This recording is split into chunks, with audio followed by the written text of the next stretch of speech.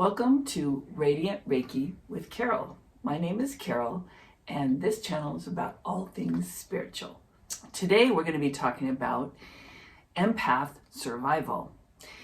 This is the holiday season again. We're talking about get-togethers, and so that might be difficult for some people because many people find them enjoyable and rewarding, but some people find them very difficult. And it's because empaths feel other people's feelings or emotions.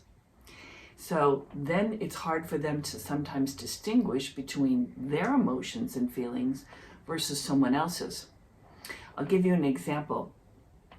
A family member friend of mine is an empath, and he was telling me about a time that he was driving in the car with another person and was feeling a certain way. I don't know if it was sadness or some kind of emotion.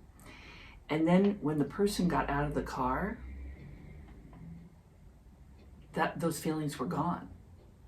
So that tells you he was feeling someone else's feelings and he thought they were his own. So that can happen so easily. And we don't want to feel anybody else's emotions but our own, right?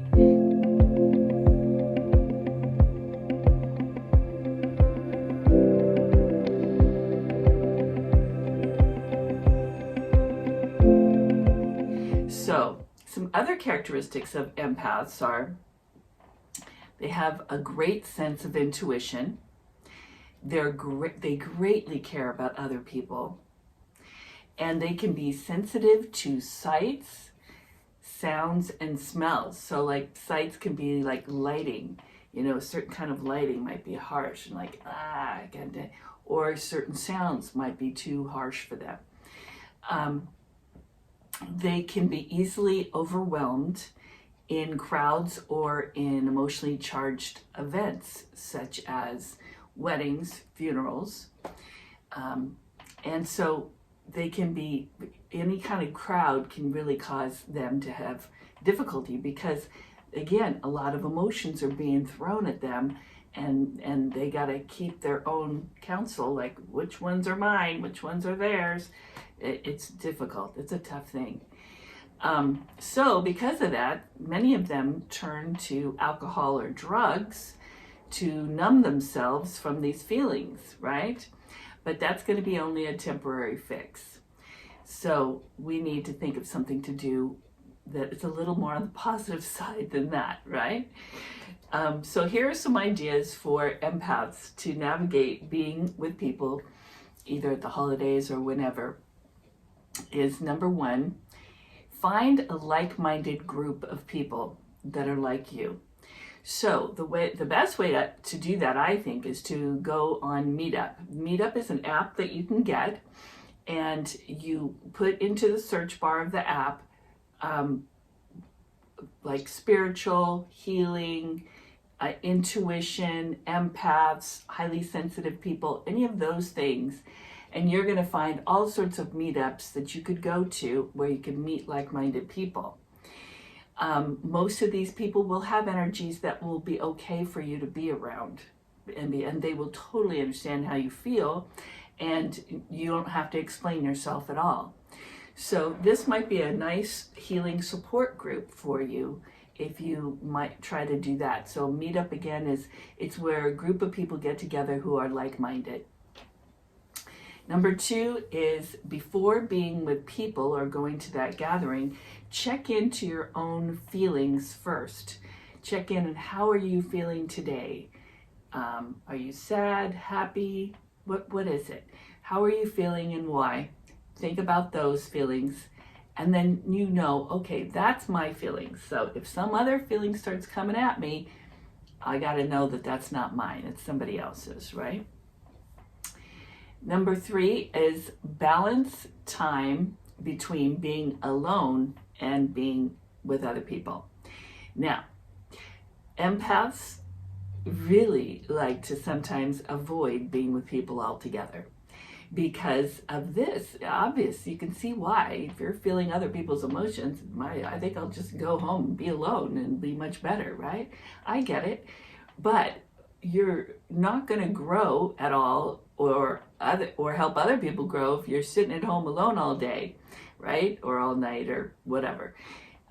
You have to, that's not why we're here on earth, is not to sit in a room by ourselves. So you have these gifts for a reason. You gotta get out there and try to use them. So take time to balance being alone with being with people, okay? Something you can also do is guard yourself prior to going out to an event.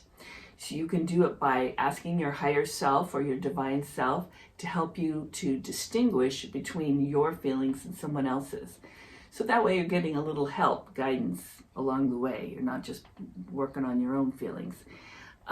You can also ask your guides and angels to put a shield of protection around you so that you only feel your own feelings, no one else's. You can observe them maybe, but not feel them. That would be better if you could just go to that gathering and observe other people's feelings if you have to, but not feel them yourself. You can also do calming exercises prior and during the event that you go to. So the first thing might be like deep breathing. You definitely want to do some deep breathing prior, and you can do it during. That, nobody needs to know what you're doing, right? Looking at nature. This is very calming. So if you're at a gathering, you can go outside and just go look at nature for a little bit if you can. It helps you be alone for a few minutes, gather yourself, look at nature, calm yourself, take some deep breaths. Another thing you can do is put your hand on the back of your neck. I've talked about this in previous videos. This is called the Eden method. So it's one of the things of the Eden method. Your back of your neck is the deep listening chakra. Put one hand there and one hand on your third eye chakra, like this. And you close your eyes and breathe deeply. And oh my gosh, in a matter of seconds, you will feel calm. I'm serious. It's the coolest thing. So you could do that. You can go into the bathroom, do that. You could do some other deep breathing exercises, and that just gives you time to be alone for a little bit, and then you can get back out to that gathering. So try that. It's really cool. And something else that empaths do is they often put other people's feelings ahead of their own. Because they care so much about people, they want to do that for other people.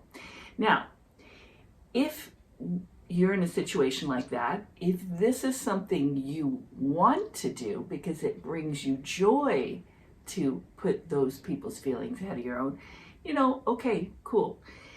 If you're doing it but you really don't want to do that, then no, don't do that. Never put someone else's feelings ahead of your own. Unless it's something that brings you joy, don't do that.